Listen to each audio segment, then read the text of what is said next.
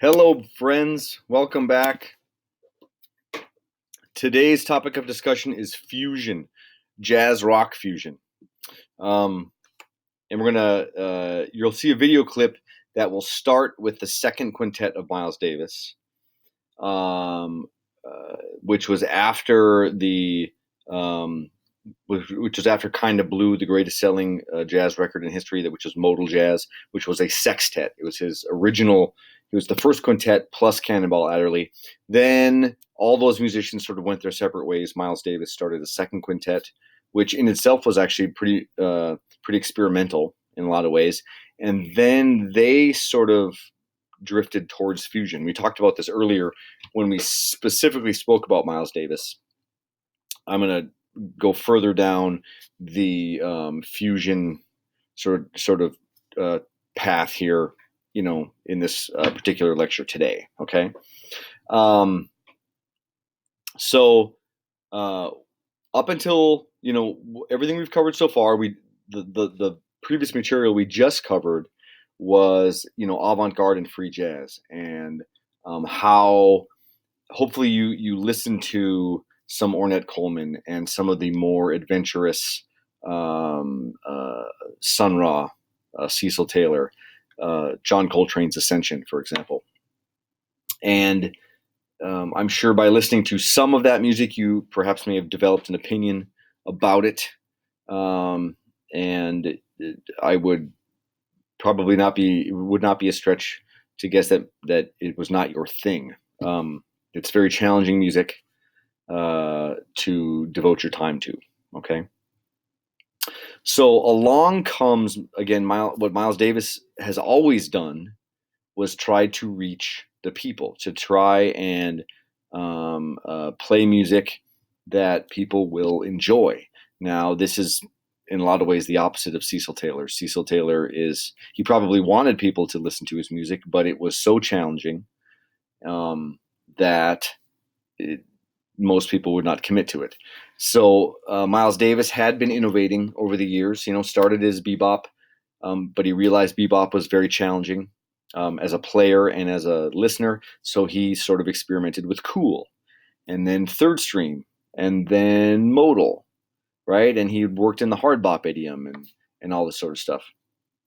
So by the time we get to the mid 60s, which is sort of the heart of the second quintet here, the most popular music in America in the mid 60s is rock and roll. The Beach Boys had started having hit records in late 1962.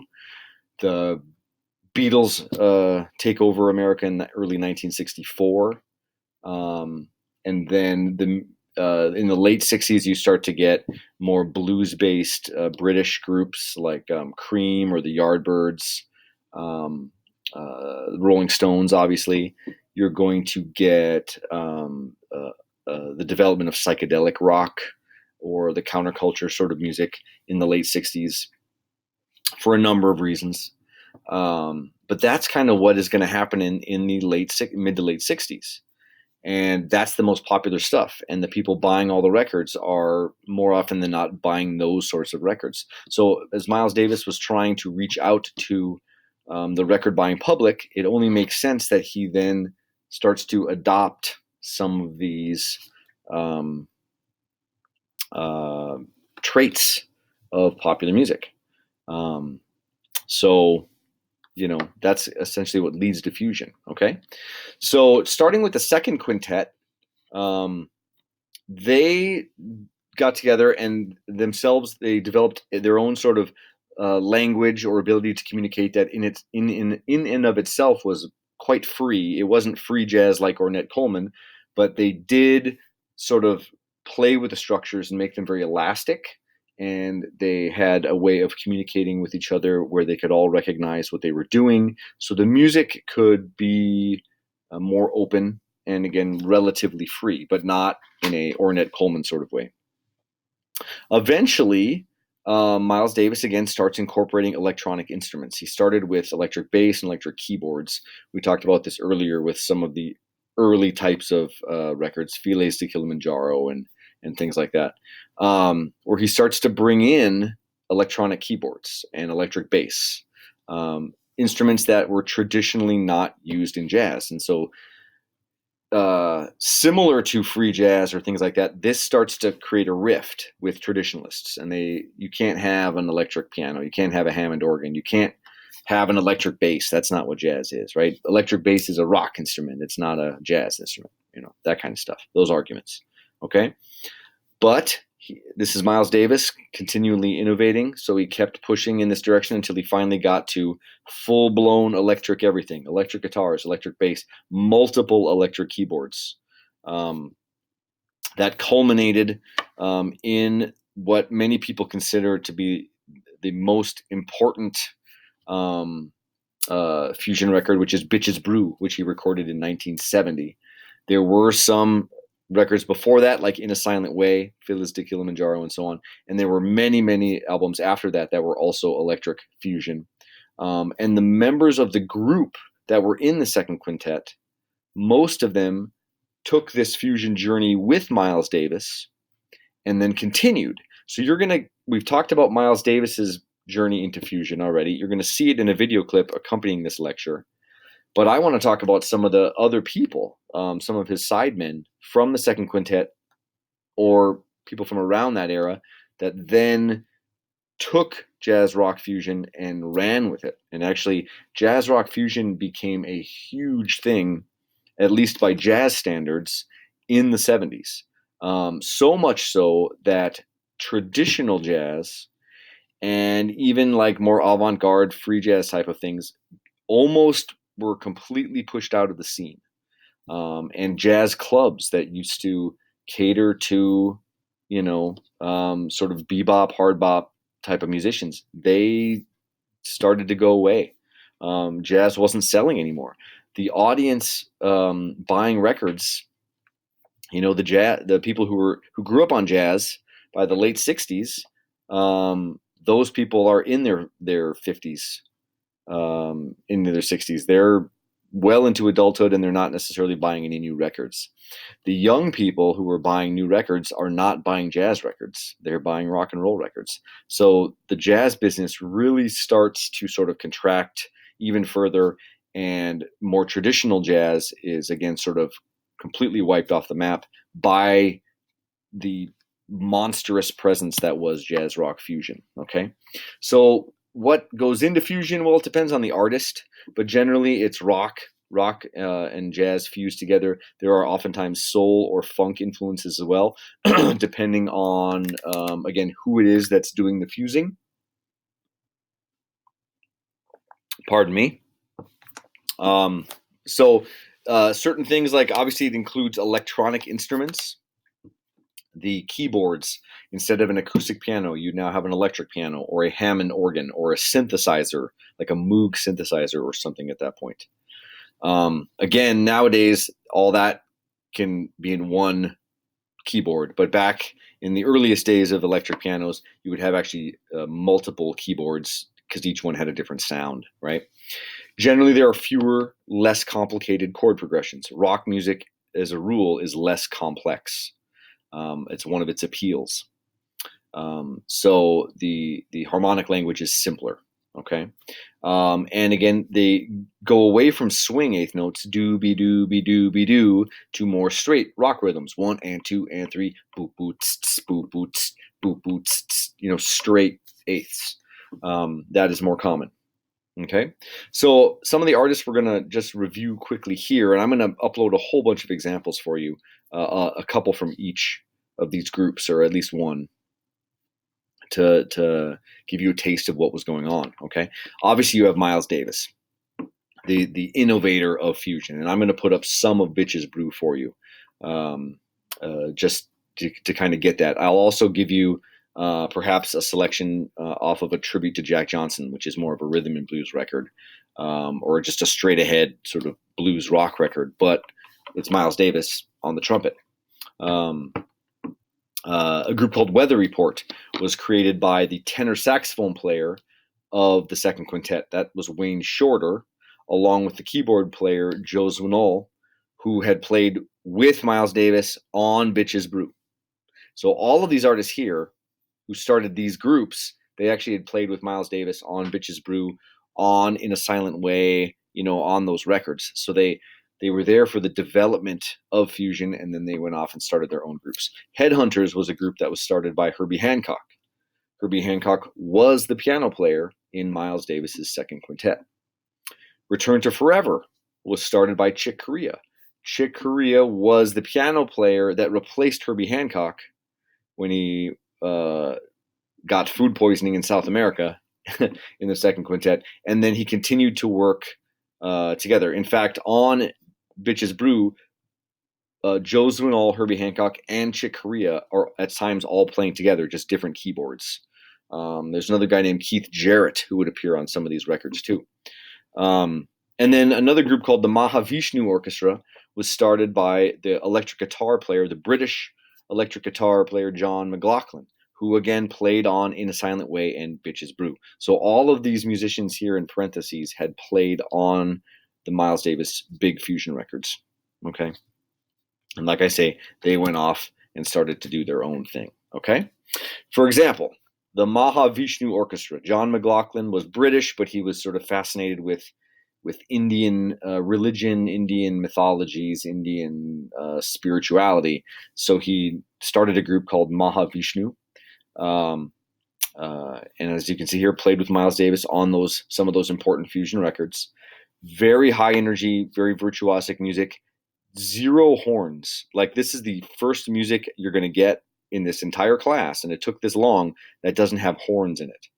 The Mahavishnu Orchestra is basically sort of a virtuosic heavy metal band. It's all about John McLaughlin's guitar. There was also a violin player, an electric violin in the band, but it's bass, drums, electric keyboards, electric guitar, and electric violin. So there are no horns in it at all. And it's very complicated, sometimes challenging music, obviously. Indian classical music in particular has, there's a certain, North Indian classical music is called Hindustani music, and they have these pieces of music called ragas. And ragas tend to have different, without getting too deep into it, they have they have different rhythmic patterns than Western music, and they sometimes they stick a bunch of them together, so they become very long.